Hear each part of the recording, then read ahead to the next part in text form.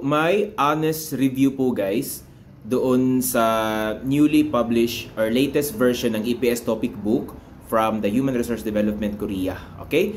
So, meron kasing latest book, no? And meron ng mga tao ngayon na gumagamit nito. And meron din namang mga tao na gumagamit pa ng old version. Okay? But whether you are using the old one and the new one, it still works, no? Nakakatulong pa rin yan, kahit old man yan, para maipasa mo yung exam. Kasi yung pinaka-importante lang naman dyan guys is yung alam mo kung paano gamitin yung words and alam mo kung paano gumamit or gamitin yung mga grammatical structures na content ng book. And yung kagandahan is yung old one and new one, similar lang din naman yung mga content, yung mga grammatical structures at saka yung mga words. Nagkaiba lamang po sila of course sa design. Nagkaiba din po ng kung paano ka i-test sa mga activities and doon sa mock or mga practice questions after each chapter. Kasi every chapter guys, pagkatapos ng kada chapter, meron yang practice questions na 5 items for reading and 5 items for listening. So doon po sila nagkaiba. Okay, yun po yung malaking kaibahan nila aside sa design. Okay, so ngayon, may say kung ano yung masasabi ko sa bago. By the way guys, I am a person, no, who has been studying or who has been exposed to EPS topic materials since 2017 o 2017 pa guys, mulang unang nag-aral ako ng EPS topic, and then from then napagdaanan ko na yung iba't ibang versions ng book. Okay, so until now, and ito yung pinakabago. Okay, so ngayon, ay yung masasabi ko dito sa bago na ito. Okay, first, yung kagandahan niya. So, yung maganda sa kanya, guys, is since bago siya, maganda yung design niya, maganda yung pagka-print ng mga pictures, no? Talagang tao na talaga. And sa luma kasi, sa old versions, yung mga cartoon type, ganun, no? So, yun sila Tuan, ganun, sila Supika, Rihan, so sila. So, dito, parang iba na yung mukha, tao na talaga. So, maganda siyang tingnan, lively, presentable, okay? Presentable din naman yung una, pero mas maganda ito, okay? Pagandahan ng design, maganda. Okay? Then, yun. Pero yung concern ko, guys, yung ako as someone na nag-aaral din, so, yung concern ko lang is doon sa last part ng kada chapter, yung mga mock test or practice test. Okay? Particularly dito guys, no, sa practice test. So, example natin ito ha. So, sa new book, ito po yung chapter 1. Okay? So, pinakaunang chapter nila. And dito sa chapter 1, yung pinag-uusapan dito is yung grammatical structure na topic dito guys is yung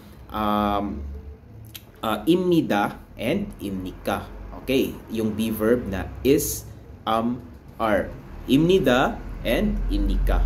And also, pinag-uusapan dito yung un at saka nun na topic marker kung paano yan ginagamit, ano yung gamit niya. Okay, so yun, and self-introduction. So dito yan sa chapter 1 na ito, dito sa new book.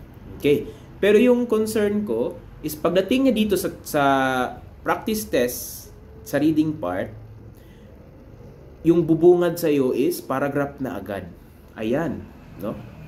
Particularly dito sa number 5, guys, no? So ngayon, kakaaral mo pa lang ng letters, okay? Tapos mga basic greetings, ganun pa yung napagdaanan mo. Tapos ito na agad yung sasalubong sa iyo. So ngayon, as someone nakakaaral pa lang ng letters, paano mo yan sasagutan? Paano ka makaka-relate sa mga words na nandyan? Okay, so yung tendency, manghuhula ka, which is not advisable. Kasi dapat intindihin mo yan.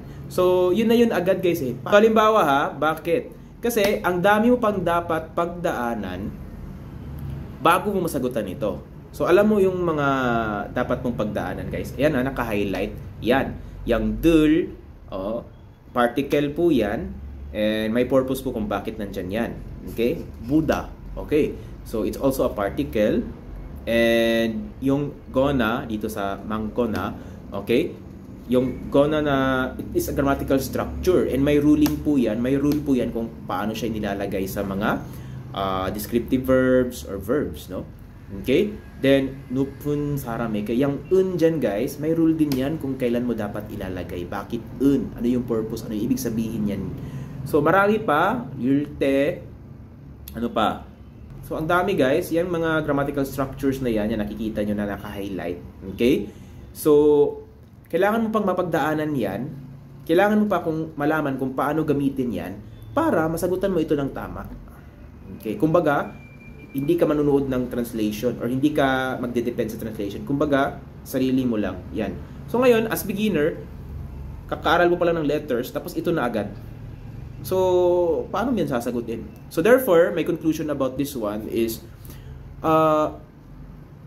it is not beginner friendly.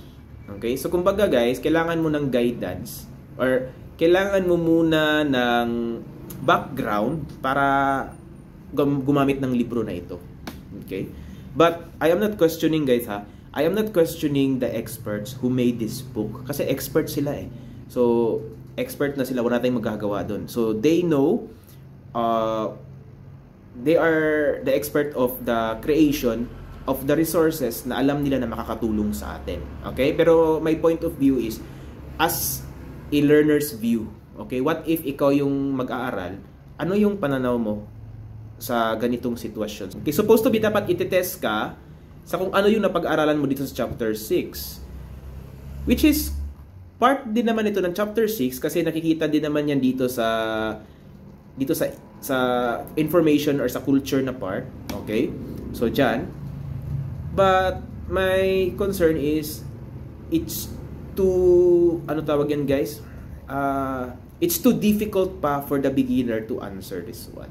So yun lamang yun po yung concern ko about this one, no? As learner, kung ako yung magiging learner, mahihirapan talaga ako dito. Okay? So kumbaga, parang pang ano na to eh, parang after the basics na ito. No? After lahat na pag-aralan mo ng grammatical structure, eh dyan pwede ka nang sumabak sa ganyan. Eh hindi pa eh. Imnida at imnika pa lang yung na-discuss, pero ito na. Okay? So ikaw guys, ano yung masasabi mo sa mga gumagamit na po ngayon ng new ha? Okay? So, ano yung masasabi niyo sa new book? Ano yung experience ninyo? Okay? So, maaari niyo po diyang i-comment sa baba.